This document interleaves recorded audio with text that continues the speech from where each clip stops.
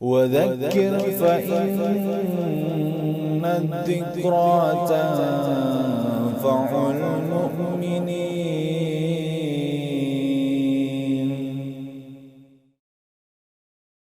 عن ابن عباس رضي الله عنهما قال من قرأ القرآن لم يرد إلى أرذل الأمور وذلك قوله تعالى ثم رددناه أسفل سافلين إلا الذين آمنوا قال الذين قرأوا القرآن رواه الحاكم وقال sahihul isnad.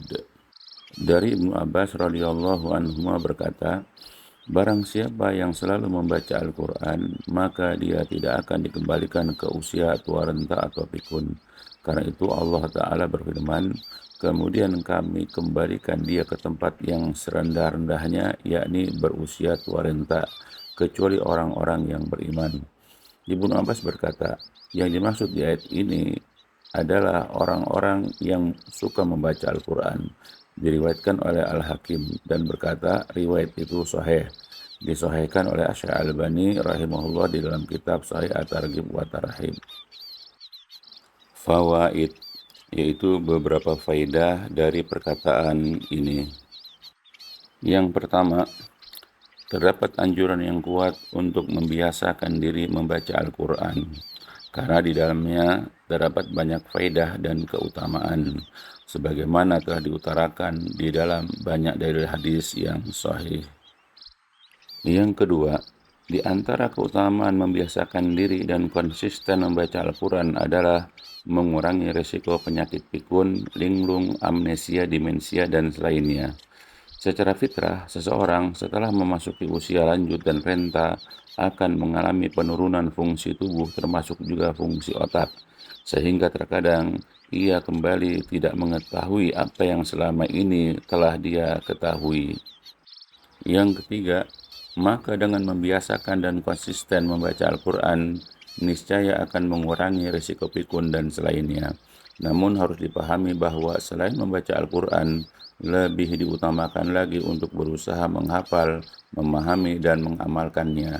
Kebiasaan ini lebih utama dalam menjaga akal pikiran dari berbagai keburukan.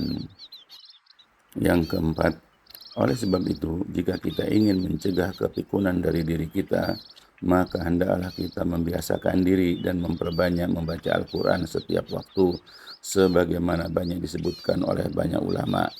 Jangan malas untuk membaca Al-Quran dan selalu sediakan waktu untuk membacanya. Anis Sya'bi rahimahullahu ta'ala qal man qara'a al-Qur'ana lam yakhrib rawahu Ibnu Abi Dunya. Dari Asy-Sya'bi rahimahullahu ta'ala berkata, barang siapa yang membaca Al-Quran maka dia tidak akan pikun. Diriwayatkan oleh Ibnu Abi Dunya. An Ikrimah rahimahullahu ta'ala qal man qara'a al-Qur'ana lam yuradda ila ardalil umur summa qara'a likay la ya'lama ba'da ilmin syai'a. Dari Ikrimah rahimahullahu ta'ala mengatakan, barang siapa yang membaca Al-Quran maka dia tidak akan dikembalikan ke usia yang paling hina. Lalu ia membaca sampai dia tidak mengetahui sesuatu pun setelah mengetahuinya. Qala al-Imam As-Suyuti rahimahullahu ta'ala anna Abdul Malik ibna Umair rahimahullahu ta'ala qala kana yuqalu inna abaqan nasi ukulan qurra'ul Qur'an. Al-Imam As-Suyuti rahimahullahu ta'ala mengatakan bahwa Abdul Malik bin Umair rahimahullah ta'ala berkata, dulu banyak yang menyebut bahwa manusia yang paling terjaga akal atau pikirannya adalah para pembaca Al-Quran. Yang kelima, perlu diketahui bahwa seseorang itu ketika sudah menua dan menjadi renta, kebanyakan perilakunya seperti anak kecil dalam segala hal keadaannya, bahkan boleh jadi lebih buruk darinya. Misalnya, mudah marah karena emosinya sulit terkontrol, gampang sedih dan menangis, mudah merajuk, kerap kali lupa dengan apa yang pernah diucapkan dan yang dilakukannya, dan sebagainya. Maka dari sinilah para pembaca Al-Quran dan para ulama terlindungi dari kepikunan dan tidak akan kembali kepada usia yang paling rendah dan hina. Semoga Allah Jalla wa'ala senantiasa menjaga kemuliaan dan kehormatan kita dengan terpeliharanya akal dan pikiran kita, sehingga kita masih bisa istiqomah dalam agama Islam sampai akhir kehidupan kita. Maka bantulah diri kita sendiri dengan membiasakan diri dan konsisten dalam membaca, memahami, dan mengamalkan ayat Al-Quran setiap waktu. Amin ya rabbal alamin. Barakallahu fikum.